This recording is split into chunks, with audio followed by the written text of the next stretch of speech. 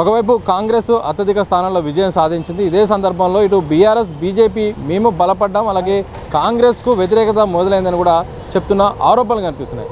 BRS చేస్తున్న comments, చేస్తున్న ప్రచారం పట్ల ఏం చెప్తారు? ఎవడన్నాడే మీకు నాకు అర్థం కాదు. వాడెవడో లుచ్చానా కొడుకు మాట్లాడితే మీరు కూడా అట్లా మాట్లాడితే ఎట్లనే. ఇప్పుడు కాంగ్రెస్ పార్టీని తెలంగాణ ప్రజలు నమ్మి ఓట్లేస్తున్నారు. కాంగ్రెస్ ప్రభుత్వం మీద తెలంగాణ ప్రజలకు నమ్మకం ఉంది. మా ముఖ్యమంత్రి రేవంత్ రెడ్డి గారి మీద, మా పిసిసి అధ్యక్షుడు మహేష్ కుమార్ గౌడ్ గారి మీద నమ్మకం ఉంది తెలంగాణ ప్రజలందరికీ కూడా.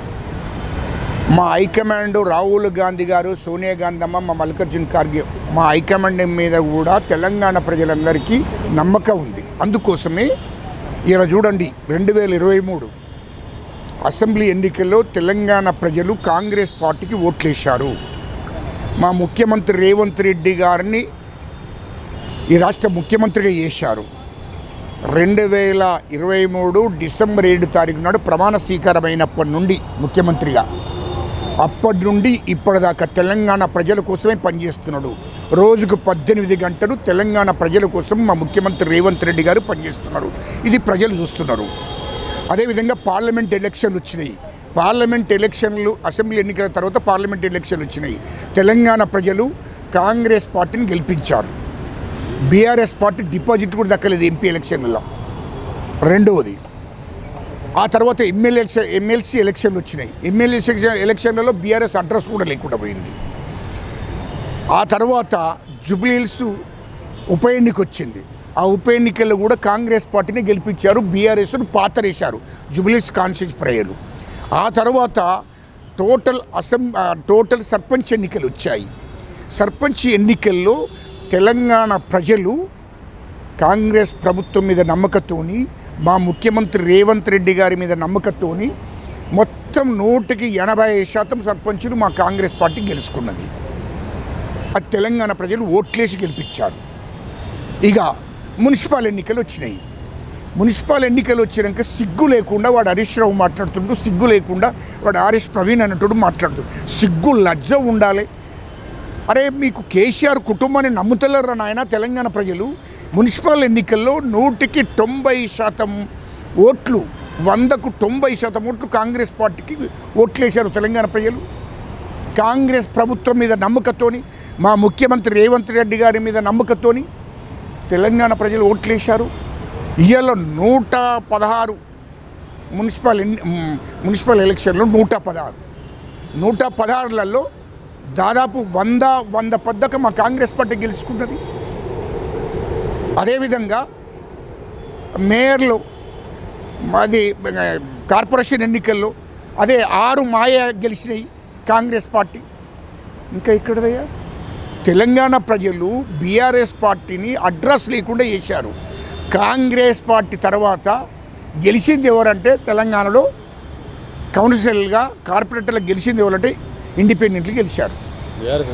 బీఆర్ఎస్ కాదు. ఇక్కడ తెలంగాణ మొత్తంలో కాంగ్రెస్ పార్టీకి గెలిపియంగా సెకండ్ ఎవరనంటే ఇండిపెండెంట్లే. బీఆర్ఎస్ పార్టీని బొందబెట్టారు తెలంగాణ ప్రజలు. సిగ్గు లేకుండా మళ్ళీ మాట్లాడతారు. ఇట్లనే తెలంగాణ ప్రజలు కాంగ్రెస్ పార్టీకి పట్టం కట్టారు. మా ముఖ్యమంత్రి గారి మీద నమ్మకంతోని తెలంగాణ ప్రజలంతా మా ముఖ్యమంత్రి గారి పరిపాలన మీద నమ్మకంతోని, మా ముఖ్యమంత్రి గారు కష్టపడి తెలంగాణ ప్రజల కోసం 18 గంటలు పనిచేస్తున్న నమ్మకంతోని, ఒకటినొకటి హామీలను నెరవేరుస్తున్న నమ్మకంతోని తెలంగాణ ప్రజలు మళ్ళీ ఓట్లేసి గెలిపించారు కాంగ్రెస్ పార్టీని. స్థానిక ఎన్నికల్లో, మున్సిపల్ ఎన్నికల్లో బీఆర్ఎస్ ఎక్కడైనా ఉందా? ఎక్కడైనా అడ్రస్ ఉందా? అసలు ఎవడైనా మాట్లాడుకునే పరిస్థితి ఉందా?